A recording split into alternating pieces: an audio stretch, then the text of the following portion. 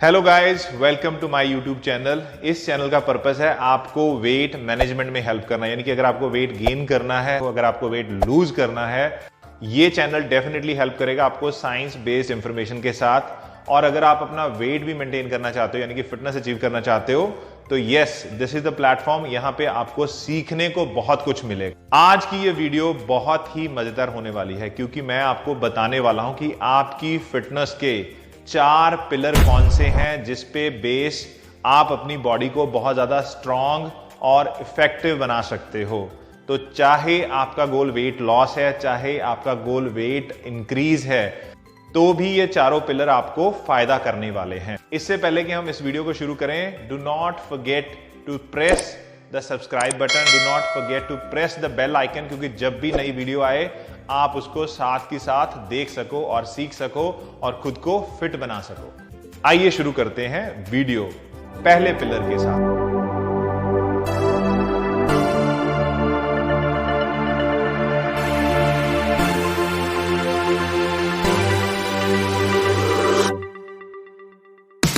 तो पहला आपका पिलर है आपकी स्ट्रेंथ, यानी कि आपके मसल की strength.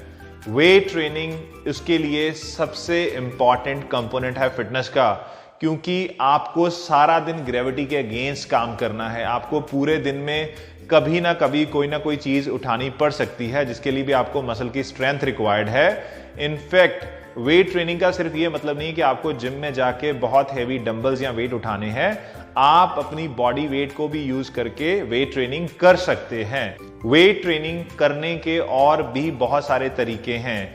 For example, body weight के अलावा आप रेजिस्टेंस बैंड का इस्तेमाल कर सकते हो रेजिस्टेंस ट्रेनिंग को करने के लिए या वेट ट्रेनिंग को करने के लिए। उसके अलावा आप केटल बेल यूज कर सकते हो, आप सस्पेंशन ट्रेनिंग में अपने बॉडी वेट को और इफेक्टिवली यूज कर सकते हो। इन सारे तरीकों से आप वेट ट्रेनिंग कर सकते हो। अब दूसरा सवाल यह आता है कि आपको वेट ट्रेनिंग की रिक्वायरमेंट क्या है। As per American College of Sports Medicine आपको हफ्ते में 2 से 3 दिन वेट ट्रेनिंग की रिक्वायरमेंट है, जो सफिशिएंट है आपके मसल को इफेक्टिवली स्टिमुलेट करने में। और वेट ट्रेनिंग से ना सिर्फ आपके मसल स्ट्रांग होंगे, आपके टेंडन, आपके लिगामेंट, आपके ज्वाइंट भी स्ट्रांग होंगे।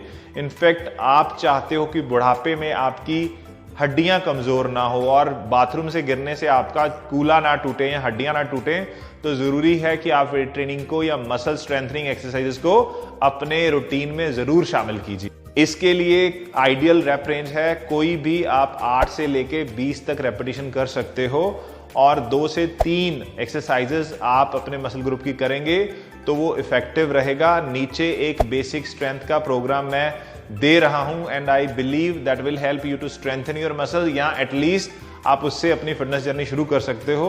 उसके बाद के लिए एडवांस एक्सरसाइजेस के लिए मैं और बहुत सारी वीडियोस इसी प्लेटफॉर्म पे डालूंगा, जिसको देके आप सीख सकते हो अच्छे से वेट ट्रेनिंग कैसे करनी है। दूसरा कंपोनेंट है, दूसरा पिलर है कार्डियोवैस्कुलर फिटनेस। कार्डियो किसे कहते हैं? आपके हार्ट को कहते हैं, कार्डियक मसल कहते हैं।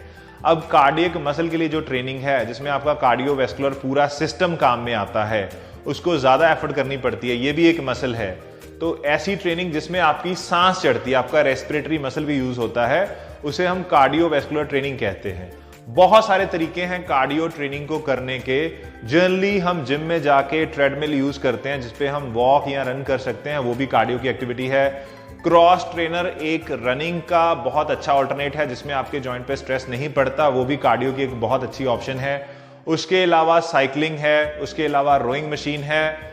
ये कुछ कन्वेंशनल ऐसी एक्टिविटीज हैं जो आप जिम में कर सकते हो। अदरवाइज आप अगर घर पे हो और जिम की एक्सेस नहीं है, तो आप ग्राउंड में भी वॉक और रन कर सकते हो। आप आउटडोर किसी भी पानी के सोर्स में स्विमिंग कर सकते हो। आप अपने घर पे डांस कर सकते हो, आप स्टेयर क्लाइंबिंग कर सकते हो। सो कार्डियो का मतलब ये नहीं कि सिर्फ आपको जिम में ऑप्शन मिलेंगी। कोई भी एक्टिविटी जिससे आपको सांस चढ़ता है लगातार करने से, वो आपकी कार्डियो एक्टिविटी में ही शामिल होता है। अब ACSM की गाइडलाइंस के हिसाब से आपको एक हफ्ते में लगभग 150 मिनट कार्डियोवैस्कुलर एक्टिविटी करनी है, जिससे आप अपने हार्ट को हेल्दी रख सकते हो और होने वाले मेडिकल प्रॉब्लम से, चैलेंजेस से खुद को सेफ कर सकते हो।